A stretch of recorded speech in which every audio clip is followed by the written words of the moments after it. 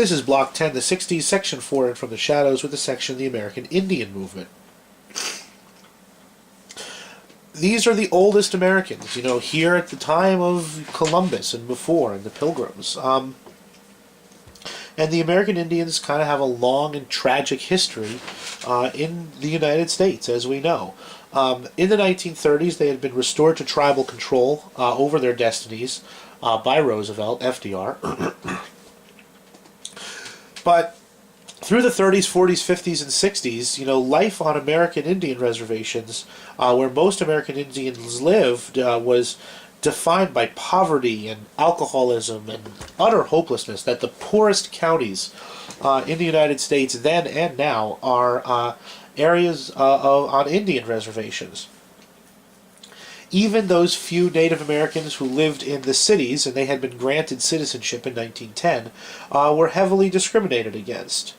And in the 1960s, in the spirit of the time, as we've seen with blacks and women and gays and the environment and Hispanics, American Indians began advocating for their rights, sometimes peacefully, and as we have seen, sometimes violently. The main group that both had peaceful and violent tendencies was the American Indian Movement, or AIM. And it led the charge for increased rights for American Indians.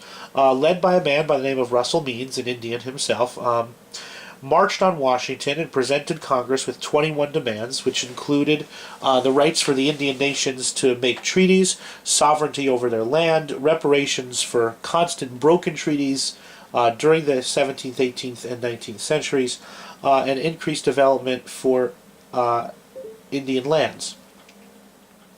Very largely, these reasonable demands, were met and have been met in the 40 years since that happened. But as with all of the other groups, the American Indian Movement also bred violence, bred radicalism. Activists took over the Bureau of Indian Affairs in Washington, D.C., assassinated FBI agents looking into crimes on Indian reservations, and a bloody standoff at Wounded Knee, where there was the massacre in 1890. In the 1970s, there was another standoff at Wounded Knee, which led to deaths on both sides. So, we have here a list of different, marginalized Americans using this time of openness and tolerance and new attitudes and rejection of traditional authority, the 1960s, to kind of make their claims to a piece of the American pie. And then, we saw radicals in those groups make claims to kind of fundamentally change the society that they lived in, American society, from the ground up.